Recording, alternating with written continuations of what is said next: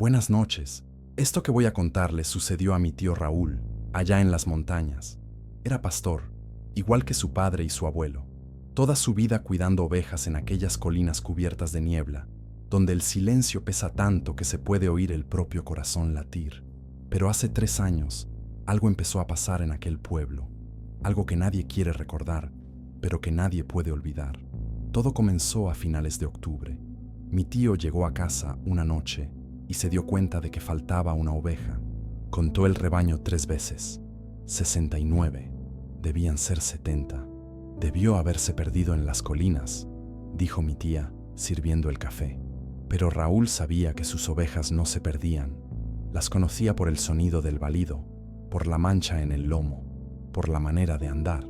La que faltaba era Manchada, una oveja vieja que siempre permanecía cerca de las demás.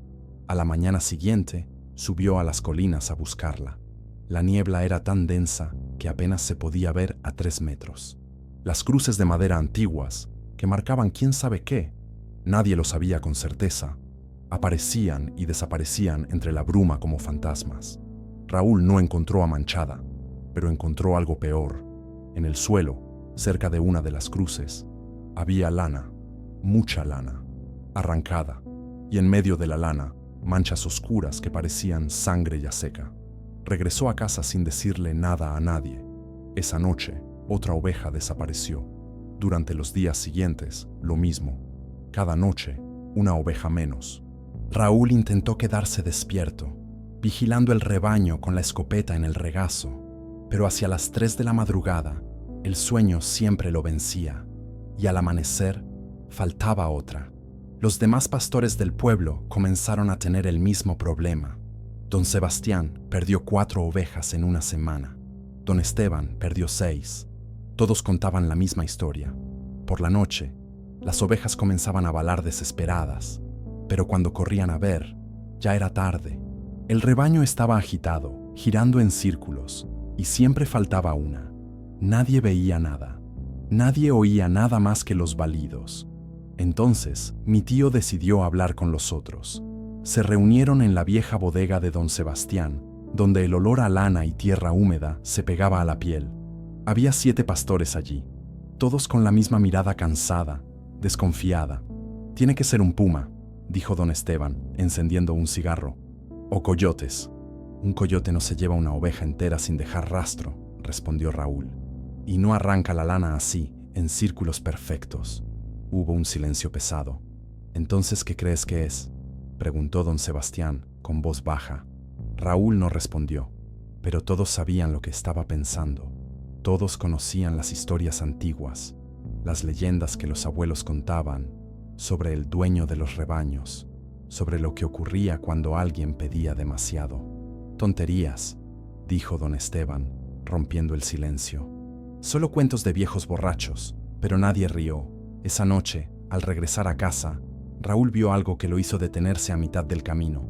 En la colina más alta, cubierta de niebla, había una figura, quieto, inmóvil.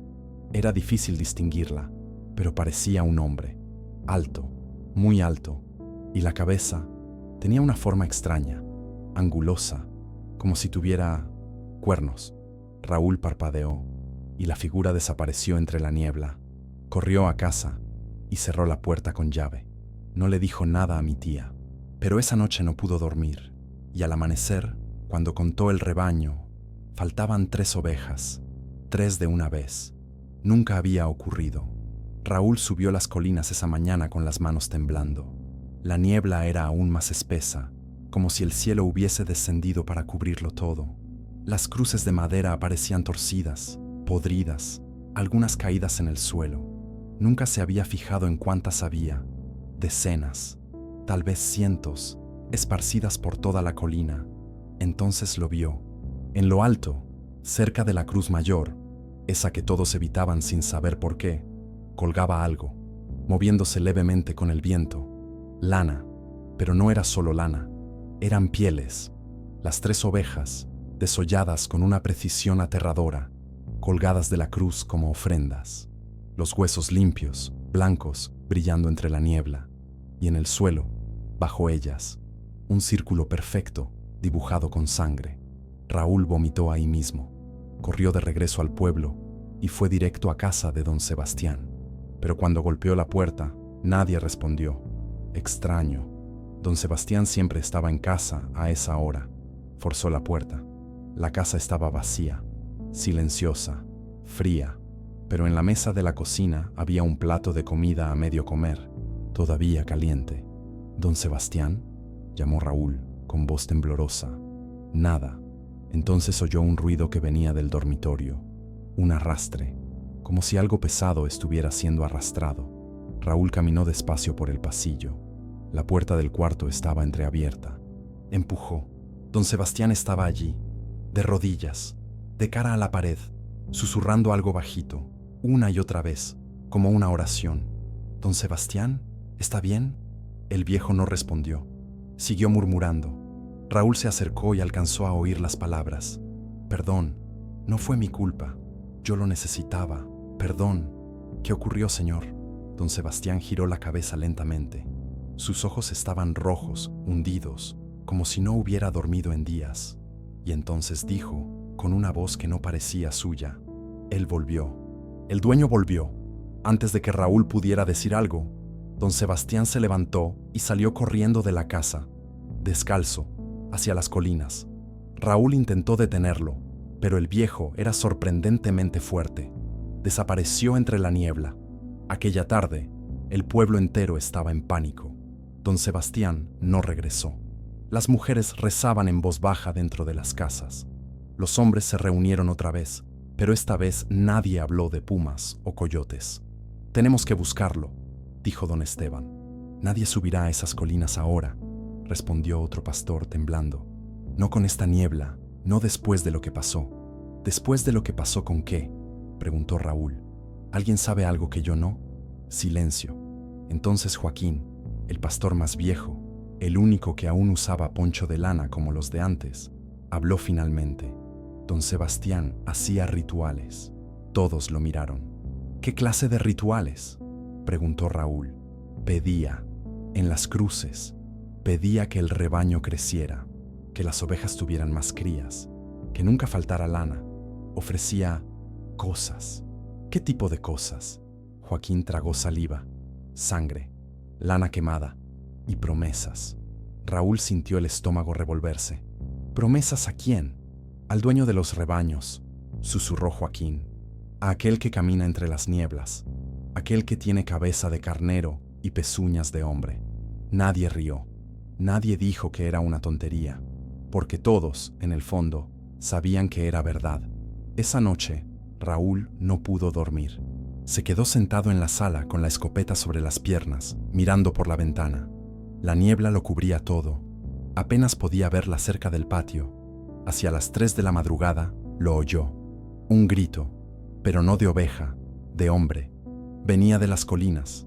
Raúl se levantó despacio, con el corazón desbocado. Abrió la puerta. El aire era frío, húmedo, pesado. Y entonces lo vio. Luces.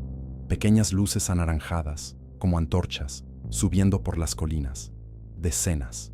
En fila, en dirección a la Cruz Mayor. Y entre las luces, una silueta, arrastrando algo. Raúl quiso gritar, quiso correr, pero su cuerpo no respondía. Las luces se detuvieron en la cima de la colina. Hubo un silencio absoluto. Y entonces, risas, risas agudas, inhumanas, que resonaban en la montaña como si vinieran de todas partes al mismo tiempo. Raúl cerró la puerta, apagó las luces y se escondió bajo la mesa con la escopeta. Y allí se quedó, temblando hasta el amanecer. Cuando salió el sol, fue a casa de don Esteban. Golpeó la puerta. Nadie respondió. Entró. La casa estaba vacía, pero en la pared del salón, escrito con carbón, había una sola palabra: entregado. La palabra quedó grabada en su mente. Entregado. ¿Qué significaba? ¿Quién la había escrito? ¿Y dónde estaba don Esteban? Corrió de vuelta a su casa y se lo contó todo a mi tía. Ella palideció. Se persignó 3 veces y solo dijo: «No subas más a esas colinas, por favor». Pero Raúl no podía ignorarlo. Don Sebastián había desaparecido. Don Esteban había desaparecido y el rebaño seguía menguando. Esa mañana, al contar las ovejas, faltaban 5 más. Entonces, golpearon la puerta. Era Miguel, el hijo de 10 años de don Esteban. Estaba sucio, descalzo, con los ojos abiertos de terror. No podía hablar bien, solo repetía: «Lo vi, lo vi». Mi tía le dio agua. Raúl se arrodilló frente al niño. «Miguel, mírame. ¿Qué viste?». El niño temblaba tanto que el agua se derramó. Tragó saliva y finalmente dijo: «Vi a mi papá, subiendo la colina, de madrugada». «¿Solo?». Miguel negó con la cabeza. «No, había alguien con él. Alguien alto, muy alto. Caminaba detrás de él. Y la cabeza no era humana». Raúl sintió el frío recorrerle la sangre. «¿Cómo era la cabeza, Miguel?». El niño comenzó a llorar. Era de carnero, pero los cuernos estaban rotos y caminaba erguido, como un hombre, pero hacía ruido de pezuñas. Mi tía se tapó la boca. Raúl intentó mantener la calma. «¿Y tu padre? ¿Qué hacía?». «Caminaba delante, no miraba atrás. Era como si lo llevaran, y murmuraba. Repetía: «Lo prometí, lo prometí, lo prometí». Miguel se aferró a la camisa de Raúl, desesperado. «No volvió. Mi papá no volvió». Raúl sabía que tenía que hacer algo. No podía dejar que más gente desapareciera. Reunió a los pocos hombres que quedaban en el pueblo. Solo 4, además de él. Todos estaban aterrados, pero aceptaron subir a las colinas juntos. A plena luz del día. Llevaron escopetas, machetes, antorchas. Pero cuando comenzaron a subir, la niebla volvió a descender. Era mediodía y parecía medianoche. «Esto no es normal», dijo uno temblando. «La niebla no baja hacia esta hora». Pero siguieron. Tenían que encontrar a don Sebastián y a don Esteban, o al menos saber qué les había pasado. Las cruces comenzaron a multiplicarse, más y más, algunas con símbolos tallados en la madera, signos antiguos que nadie podía leer, y cuanto más subían, más cruces había, hasta que llegaron a la cruz mayor, y allí estaba don Sebastián, atado a la cruz con lana gruesa, enrollada docenas de veces alrededor del cuerpo, de los brazos, de las piernas. Parecía una momia, pero lo peor eran los ojos. Se los habían arrancado. Las cuencas vacías, negras, parecían pozos sin fondo, y de su boca abierta goteaba algo oscuro, espeso, que no parecía sangre. Uno de los hombres vomitó, otro huyó colina abajo. Raúl se quedó paralizado, temblando, incapaz de apartar la vista. Entonces oyó una voz detrás de él. Pagó lo que debía. Raúl giró lentamente. Don Esteban estaba allí, de pie entre la niebla, pero algo en él estaba mal. Parecía distinto. Los ojos hundidos, la piel pálida, los labios resecos, y sonreía. Una sonrisa amplia, antinatural. «¿Don Esteban?», susurró Raúl. «Pidió demasiado», dijo don Esteban, con una voz extraña, lejana. «Pidió rebaños grandes, riqueza, lana sin fin». Y el dueño respondió: «Pero todo tiene un precio». «¿Qué precio?». Don Esteban dio un paso al frente. Raúl retrocedió. «El alma, el cuerpo, todo. Tú ofreces, tú entregas. Es la ley antigua, la ley de las colinas». Raúl levantó la escopeta. «Aléjate». Pero don Esteban siguió avanzando, despacio, como flotando. «Tú también pediste, Raúl». «No es cierto». Raúl tragó saliva. Era verdad. 2 años atrás, cuando el rebaño estaba pequeño, cuando el dinero escaseaba, había subido aquella colina. Había dejado lana quemada junto a una cruz. Había susurrado un deseo. Solo una vez. Solo una vez. Y al mes siguiente, el rebaño creció. Las ovejas tuvieron crías gemelas. La lana era más gruesa que nunca. «No lo sabía», susurró Raúl. «Ahora lo sabes. Y ahora llegó la hora de pagar». Don Esteban abrió la boca, y el sonido que salió no era humano. Era un bramido agudo, animal, que resonó por toda la montaña. Y entonces, entre la niebla, comenzaron a aparecer otras figuras, decenas, caminando despacio, todas con la misma expresión vacía. Eran los pastores desaparecidos a lo largo de los años, y entre ellos una figura alta, muy alta, con cabeza de carnero y cuernos rotos. Raúl disparó la escopeta. El tiro resonó, pero don Esteban ni se movió. La bala lo atravesó como si fuera humo. Las figuras siguieron avanzando. Raúl soltó el arma y corrió. Bajó la colina tropezando, cayendo, levantándose. La niebla lo seguía, tragándose todo a su paso. Oía los pasos, pezuñas golpeando la tierra, cada vez más cerca. Cuando llegó al pueblo, las calles estaban vacías, todas las puertas cerradas, todas las ventanas tapadas, como si todos supieran lo que estaba pasando y hubieran decidido esconderse. Raúl entró en casa y atrancó la puerta.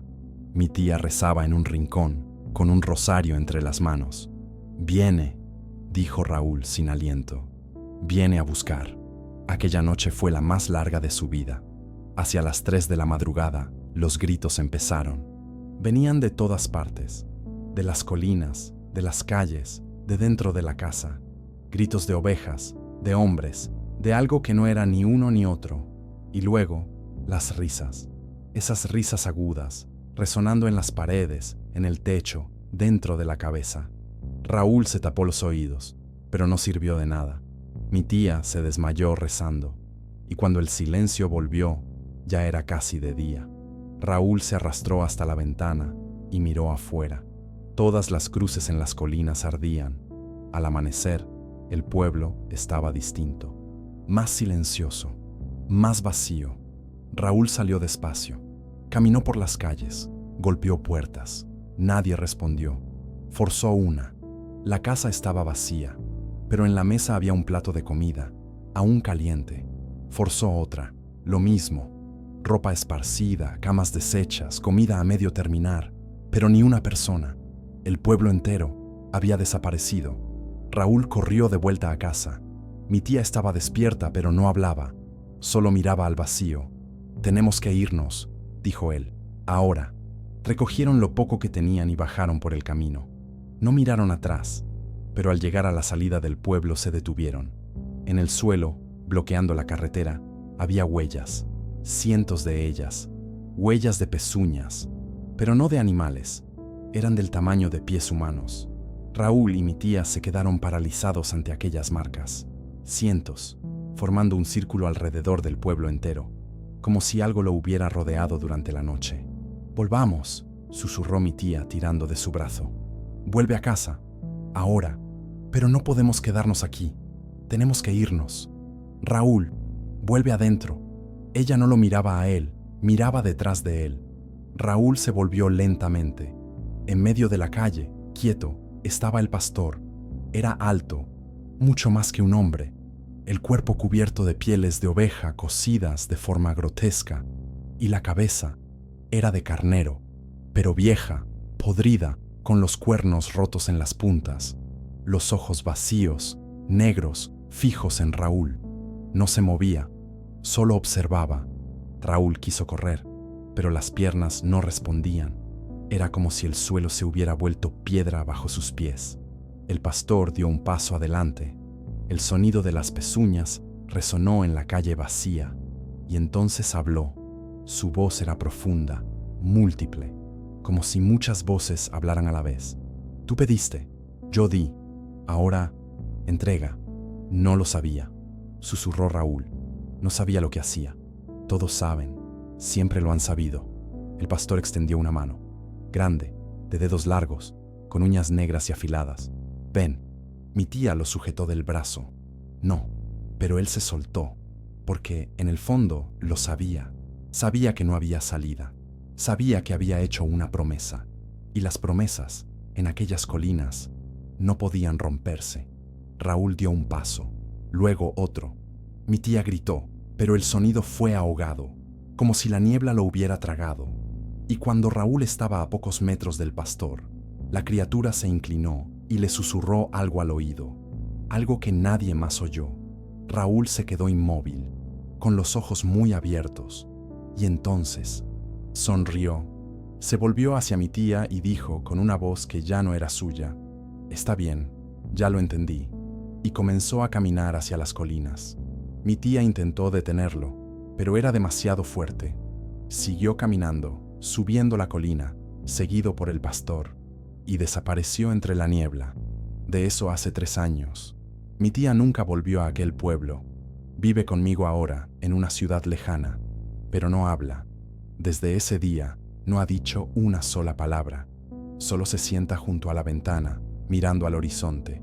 Y cada noche, alrededor de las 3 de la mañana, se levanta, va hasta la puerta y se queda ahí, quieta, como si esperara a alguien. Nunca he tenido el valor de preguntarle a quién, pero algunas noches, cuando el viento sopla fuerte, lo juro, oigo balidos lejanos y risas y el sonido de pezuñas. En cuanto al pueblo, dicen que aún existe, allá, entre las montañas, cubierto de niebla, con las cruces quemadas todavía en pie. Pero nadie vive allí, nadie se atreve a subir esas colinas, porque de vez en cuando, viajeros que pasan por el camino juran ver luces, antorchas subiendo la montaña en fila, y una figura alta, con los cuernos rotos, guiando un rebaño que no está hecho de ovejas, y dicen que si miras con atención, reconocerás los rostros de los pastores que pidieron demasiado y que ahora pastorean para siempre.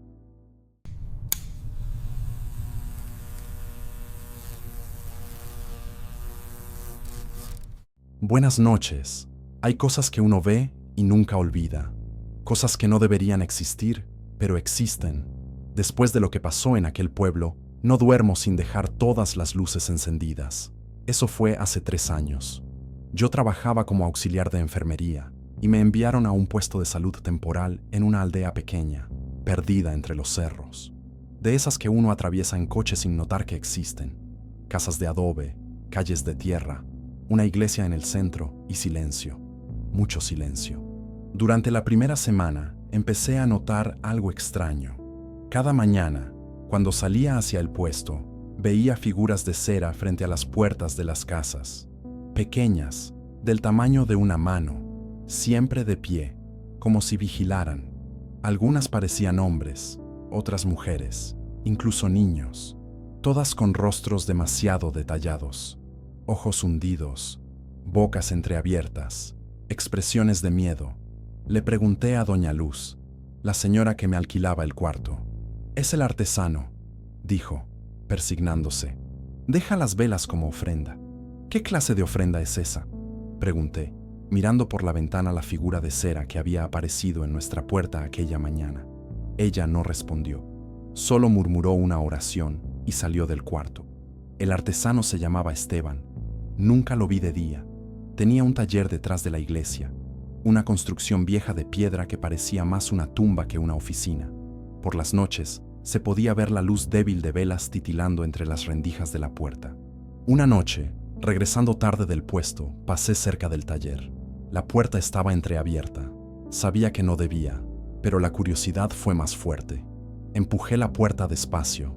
El olor me golpeó primero. Cera caliente, sí, pero había algo más. Algo pesado, nauseabundo, como carne quemada. Dentro, decenas de figuras de cera estaban alineadas en estantes, todas con esos rostros demasiado reales. Y en el centro del lugar, Esteban, un hombre delgado, encorvado sobre una mesa, derritiendo algo en un caldero de metal. No me vio. Estaba demasiado concentrado. Tarareaba en voz baja mientras moldeaba algo con las manos. Parecía un rostro de mujer. Cuando giró la cabeza, retrocedí de golpe y corrí de regreso a la casa de doña Luz. El corazón me golpeaba tan fuerte que pensé que iba a romperme el pecho. Al día siguiente, Marina desapareció. Marina era una joven que vendía tortillas en la plaza. Siempre sonriente, siempre amable. Esa mañana nadie la encontró. Su puesto estaba vacío, su casa cerrada, y en la puerta de su casa había una figura de cera, una mujer, con el rostro de Marina, ojos hundidos, boca entreabierta, expresión de terror. Sentí el estómago revolverse. «Es solo una coincidencia», dijo el alcalde durante la reunión improvisada en la iglesia. Marina debió ir a visitar a su familia, pero todos sabíamos, ella no tenía familia y nunca se habría ido sin avisar. Esa noche, No pude dormir. Me quedé mirando por la ventana, esperando ver algo, cualquier cosa, y entonces lo oí. Pasos arrastrados, provenientes del taller, y una voz, suave, canturreando. Vuelvan a mí, vuelvan a mí. Después de que Marina desapareció, el pueblo cambió. La gente cerraba las puertas temprano. Nadie hablaba de las figuras de cera, pero todos las miraban con miedo. Intenté avisar a la policía del pueblo más grande, pero se rieron de mí. ¿Figuras de cera? La muchacha habrá huido con algún novio, dijeron. Pero Marina no tenía novio, y yo sabía que algo andaba muy mal. Fue entonces cuando los niños comenzaron a hablar. Estaba en el puesto de salud cuando 3 chicos llegaron corriendo, asustados. El menor, Pablito, apenas tenía 7 años. Lloraba tanto que no podía hablar. Lo vimos, dijo, agarrándome la mano. Vimos lo que él hace ahí dentro. ¿Quién? ¿Esteban? Pregunté, arrodillándome frente a ellos. Los 3 asintieron. Estaba derritiendo algo, dijo el mayor, Tomás. Pero no era cera normal, parecía carne. Un escalofrío me recorrió la espalda. Y olía horrible, añadió Pablito. Y hablaba solo, decía que los iba a traer de vuelta. ¿A quiénes? No sé, pero lloraba mientras removía el caldero. Tomás tragó saliva y añadió. Y había cabello, cabello humano flotando en la cera derretida. Sabía que tenía que hacer algo, pero ¿quién me creería? El alcalde protegía a Esteban. Decía que era un buen hombre, un artesano talentoso que solo quería trabajar en paz. Entonces supe la verdad. Me la contó doña Luz una noche mientras rezaba el rosario en la sala. Perdió todo, dijo con la voz temblorosa. A su esposa y a sus 2 hijos. Hace 15 años, hubo un incendio en su casa. Él no estaba. Cuando volvió, solo encontró cenizas y huesos. ¿Y eso justifica lo que está haciendo? Enloqueció, murmuró. Dice que Dios le dio un don, que puede traer a la gente de vuelta, pero no con vida, con cera. Sentí que la sangre se me helaba. ¿Y el padre? Pregunté. ¿Sabe de esto? Doña Luz apartó la mirada. El padre cree que es obra divina, que Esteban está rescatando almas perdidas. ¿Lo está ayudando? Silencio. Doña Luz, ¿el padre lo está ayudando a esconder los cuerpos? Ella se persignó y comenzó a llorar. Esa noche decidí irme. Hice mi maleta, pero antes necesitaba pruebas. Algo que hiciera que alguien me creyera. Esperé hasta medianoche. El pueblo estaba en silencio absoluto. Tomé una linterna y caminé hasta el taller. La puerta estaba cerrada, pero la luz de las velas parpadeaba dentro. Apoyé el oído en la madera. Voces. 2. Debes detenerte, Esteban. Era el padre. Esto no es voluntad de Dios. Tú dijiste que lo era, gritó Esteban. Dijiste que estaba salvando almas. Me equivoqué. Esto debe terminar. No, ya casi lo logro. Solo falta una más, solo una, y tendré a mi familia de vuelta. Empujé la puerta. Se abrió, y lo que vi dentro de aquel lugar me perseguirá toda la vida. Decenas de figuras de cera, todas de tamaño real, hombres, mujeres, niños, vestidos con ropa verdadera, con cabello verdadero, y en el centro, 3 figuras mayores, una mujer, 2 niños, la familia de Esteban. Él estaba arrodillado ante ellos, llorando, con una vela en la mano. «Vuelvan a mí», susurraba. «Por favor, vuelvan». El padre me vio y empalideció. «Vete de aquí», dijo. Pero ya era tarde. Esteban se volvió. Sus ojos estaban rojos, vacíos, y en sus manos no sostenía una vela.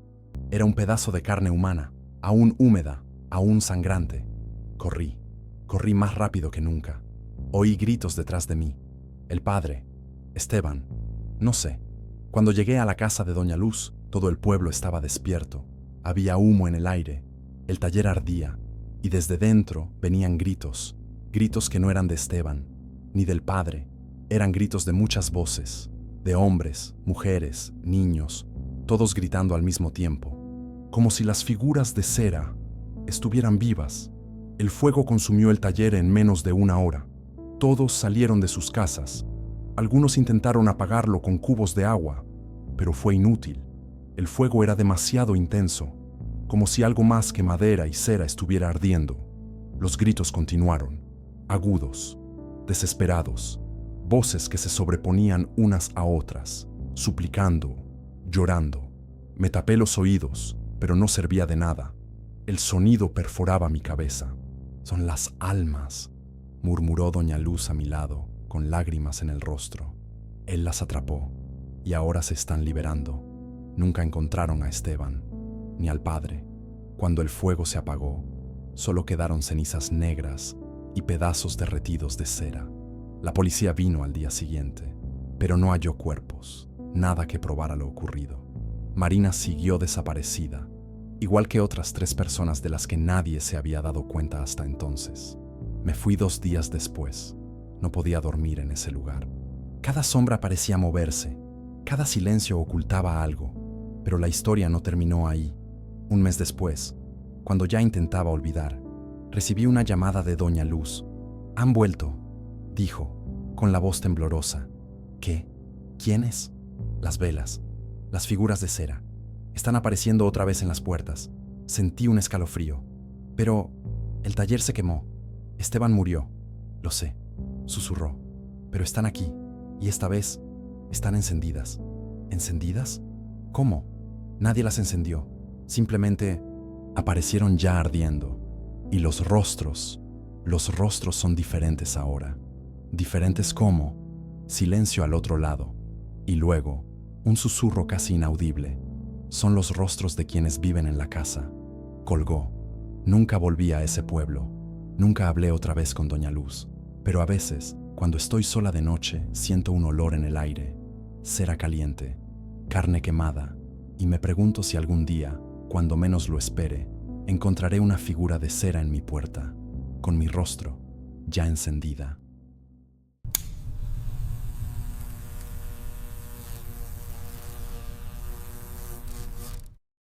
Buenas noches. Lo que voy a contar ocurrió hace unos 5 años, cuando mi primo Mateo me invitó a pasar unos días con él. Se había mudado a un pequeño pueblo del interior, de esos que apenas aparecen en el mapa. Lugar tranquilo, decía él.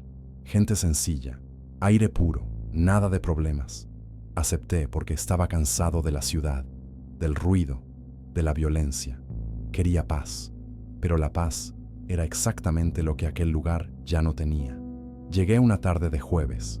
El sol moría detrás de las montañas y el pueblo parecía sacado de una película antigua.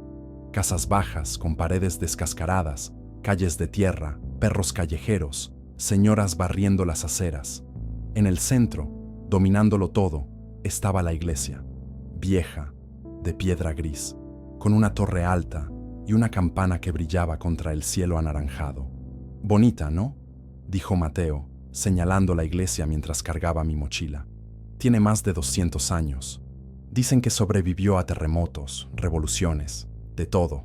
Y la campana allá arriba, dicen que fue fundida con el oro de una mina maldita. Tonterías de viejos, claro». Asentí en silencio, observando la torre. Había algo en esa campana que me incomodaba, pero no sabía decir qué. Esa noche cenamos tacos en su casa. Su esposa, Lucía, era callada, algo nerviosa. Apenas habló durante la cena. Solo movía la comida en el plato y miraba por la ventana, como si esperara algo. Mateo notó mi mirada y se encogió de hombros.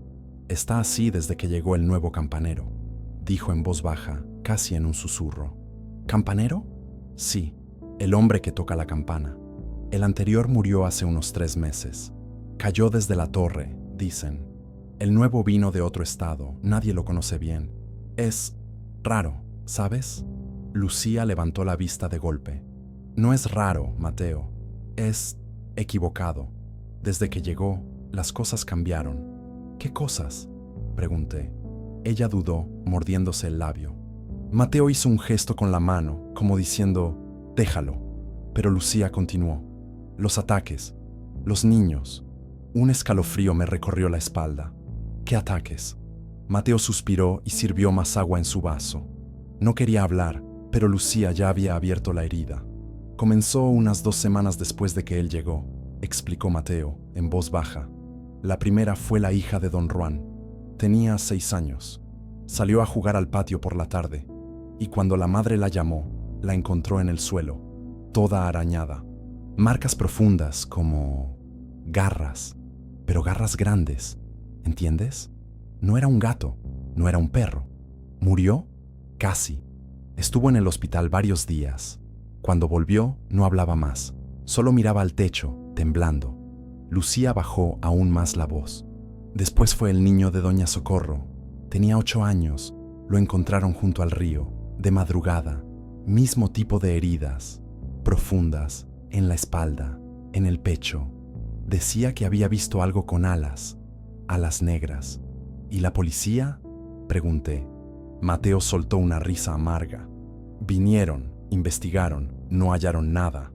Dijeron que podía ser algún animal salvaje o un loco. Pero nadie cree eso, porque siempre pasa de noche. Y siempre después de que suena la campana. La campana suena todas las noches. Sí, a medianoche en punto. Pero a veces, Lucía tragó saliva. A veces suena sola, sin nadie arriba. Todos la oímos. Me quedé callado, tratando de procesar aquello.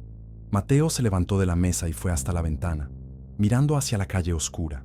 Anoche mismo, continuó, encontraron plumas. Plumas negras, grandes, en la puerta de la familia Ruiz. Y antes del amanecer, el perro de ellos apareció muerto, destripado. ¿Y qué creen que es? ¿Un animal? ¿Un loco? Lucía negó lentamente. No lo sabemos, pero todos lo sentimos. Hay algo mal en esa iglesia, y tiene que ver con él. Con el campanero. Sí, no sale de allí, nunca, ni siquiera a comprar comida. Solo lo vemos cuando toca la campana, y cuando uno mira de lejos, tembló. Parece que él también te está mirando, aunque esté tan alto, como si supiera. Antes de que pudiera preguntar más, lo escuchamos. La campana. Pero no era medianoche, ni siquiera cerca. Eran apenas las 9:30. Mateo se puso pálido. Lucía se levantó rápido, cerró con llave la puerta de la entrada y corrió a cerrar las ventanas. ¿Qué hacen?, pregunté, sintiendo el pánico subir. Cuando suena fuera de hora, dijo Mateo con voz ronca, es porque va a pasar otra vez. Y entonces, desde algún lugar lejano en la oscuridad, escuchamos un grito de niño. Esa noche, ninguno de nosotros pudo dormir. El grito que oímos después del toque de la campana resonó en todo el pueblo, y minutos después se escucharon sirenas. Mateo quiso salir para ver qué había pasado, pero Lucía lo sujetó del brazo con tanta fuerza que le dejó marcas. No, dijo ella, con los ojos muy abiertos de miedo. No vas a salir, no de noche, no cuando ha sonado. Nos quedamos los tres en la sala, con las luces encendidas, esperando.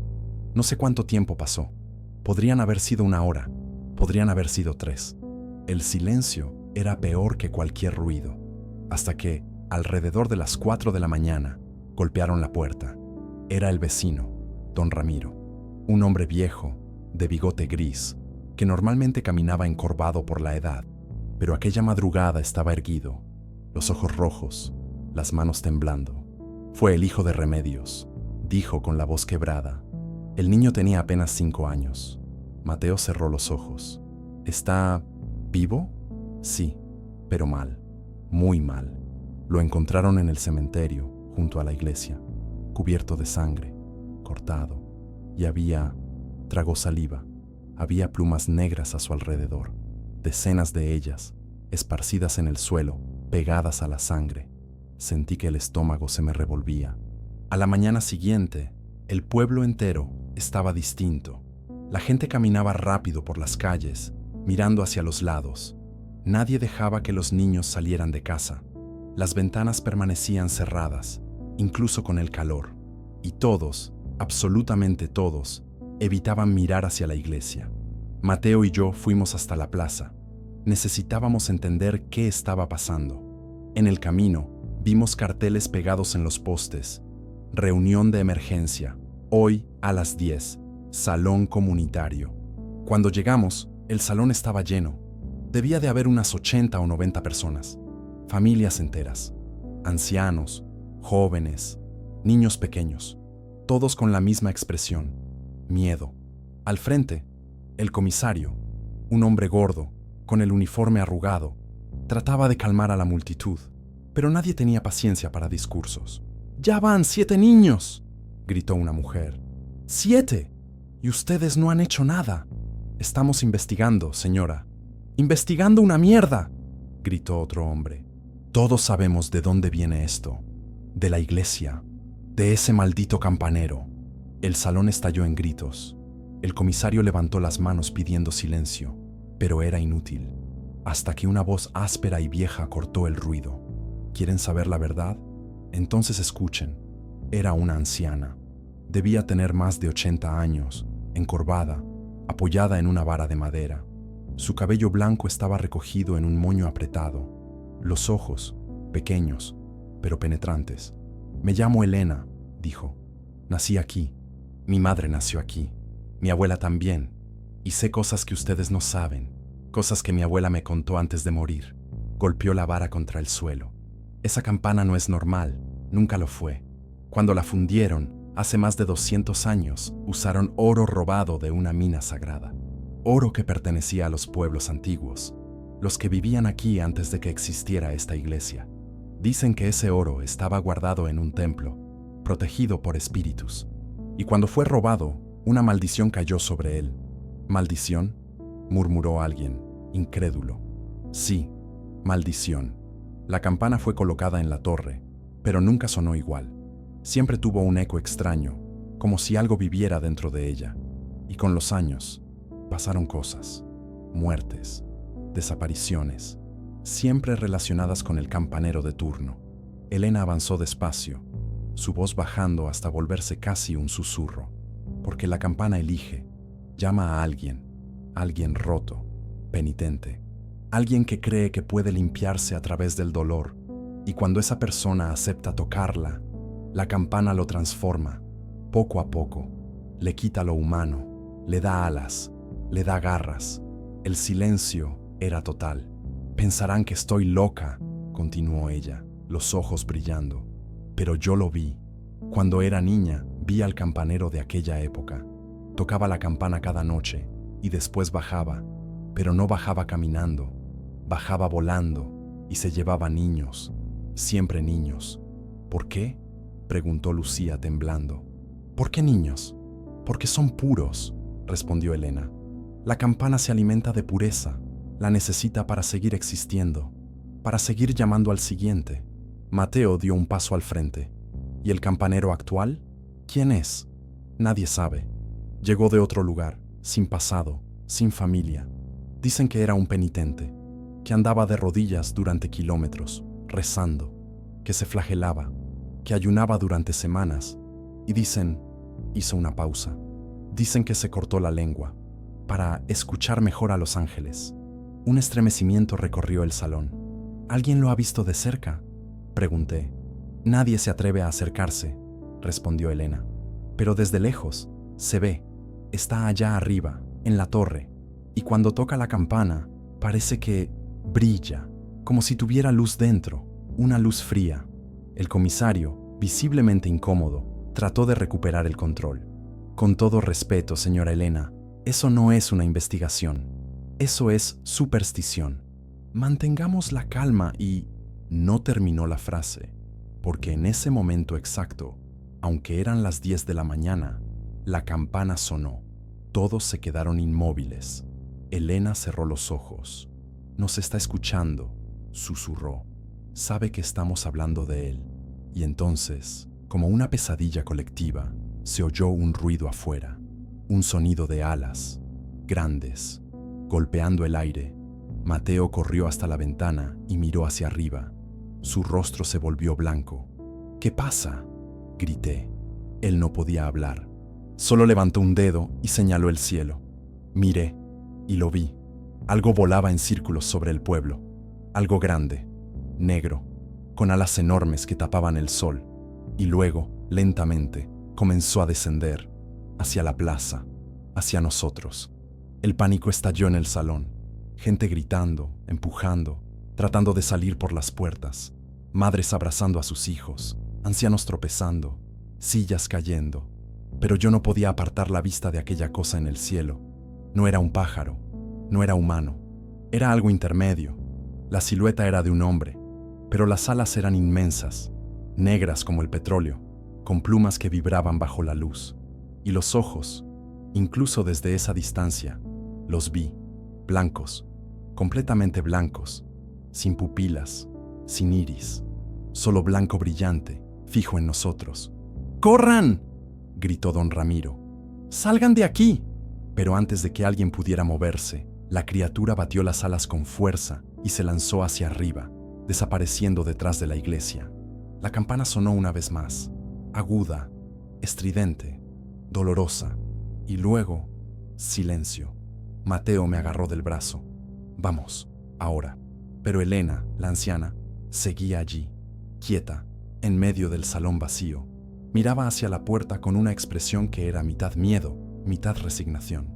No sirve correr, dijo en voz baja. Ya marcó, ya eligió. ¿A quién eligió?, pregunté, con la voz quebrada. Ella no respondió, solo señaló hacia afuera. En la plaza, frente al salón, había algo en el suelo, algo que no estaba antes. Plumas, decenas de plumas negras, dispuestas en círculo, y en el centro del círculo, una paloma muerta. Lucía empezó a llorar. Es la marca, susurró Elena. Cuando él marca una casa, una familia, deja esto, la paloma muerta, y antes del amanecer, vuelve. Los días siguientes fueron un infierno silencioso. Nadie salía de casa después de las 6 de la tarde. Las calles quedaban desiertas. Las luces de las casas permanecían encendidas toda la noche. Las familias se encerraban, rezaban, pero nada cambiaba. 3 niños más fueron atacados. No murieron, pero quedaron vacíos, con los ojos perdidos, el cuerpo cubierto de arañazos profundos. Y siempre, siempre, plumas negras alrededor. Fue entonces cuando Mateo tuvo la idea. Tenemos que entrar en la iglesia, dijo una noche. Ver qué hay dentro. Tenemos que acabar con esto. ¿Estás loco? Lucía lo miró con los ojos hinchados de tanto llorar. Si entras ahí, te matará. Si no hacemos nada, seguirá, hasta que no quede nadie. Don Ramiro, que estaba con nosotros, asintió. Iré contigo. Hay que destruir esa campana. Es la única forma. Elena, que también había venido, negó con la cabeza despacio. No solo la campana, lo que está dentro de ella. Mi abuela me lo dijo. Hay algo guardado ahí, algo que alimenta la maldición. Tienen que quemarlo y enterrar las cenizas lejos de aquí. Decidimos ir esa misma noche. Éramos 5. Mateo, don Ramiro, un hombre llamado Julio, el comisario y yo. Llevábamos linternas, machetes y una lata de gasolina. Cuando llegamos frente a la iglesia, el silencio era insoportable. Ni grillos, ni viento. Solo el peso del aire, como si algo invisible nos observara. Las puertas estaban abiertas. Nunca estaban abiertas. Entramos despacio. El interior era frío, las velas apagadas, los bancos cubiertos de polvo. Y allá al fondo, en el altar, había marcas en el suelo. Marcas de garras, profundas, frescas. Está aquí, susurró Mateo. O arriba, respondió don Ramiro, señalando la escalera que llevaba a la torre. Subimos. Cada peldaño crujía bajo nuestros pies. La escalera de madera parecía a punto de romperse. Cuando llegamos al final, la visión nos heló la sangre. El campanero estaba allí, pero no era humano, no más. Estaba de espaldas, arrodillado frente a la campana, con las alas plegadas contra el cuerpo. Su piel era pálida, casi gris. Las manos, terminadas en garras, y de su boca abierta, sin lengua, salía un sonido bajo, gutural, como un canto o una plegaria.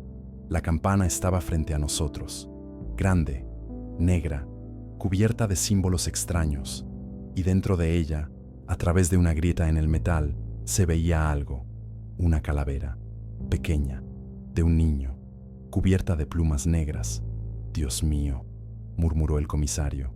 El campanero giró la cabeza, nos miró, sus ojos blancos nos atravesaron, y entonces sonrió, o lo intentó, sin lengua, con un agujero oscuro y dientes amarillos. Abrió las alas. ¡Corran!, grité, pero don Ramiro fue más rápido. Arrojó la gasolina directamente sobre la campana, encendió el mechero y lo lanzó. El fuego se alzó en un instante, violento, Furioso, devorando el metal, el campanero gritó, un chillido agudo, inhumano, que estremeció toda la torre. Se lanzó sobre nosotros. Mateo lo empujó con el machete. Julio pateó. Yo agarré a don Ramiro y corrimos escaleras abajo mientras las llamas se extendían por la madera. El campanero nos siguió, volando, las garras golpeando el aire. Pero cuando cruzó la puerta de la torre, ocurrió algo. Empezó a deshacerse. Las alas se desintegraron en ceniza. La piel se agrietó, cayendo a pedazos. Los ojos blancos se apagaron y cayó gritando, hasta estrellarse contra el suelo de la iglesia. Y no quedó nada, solo huesos y plumas. La campana, allá arriba, se derritió. Y cuando el metal enfrió, encontramos los restos, la calavera, las plumas y algo más, un pergamino, viejo, escrito en una lengua que nadie podía leer. Elena lo quemó todo. Enterramos las cenizas lejos del pueblo, en un sitio que nadie visita. El pueblo volvió a la calma. Las heridas de los niños sanaron. Los ataques cesaron. Regresé a la ciudad al día siguiente. Intenté seguir con mi vida, trabajo, amigos, rutina, pero hay noches en que despierto empapado en sudor, con la sensación de que algo me observa. Miro por la ventana. No hay nada, pero el miedo sigue ahí. A veces llamo a Mateo.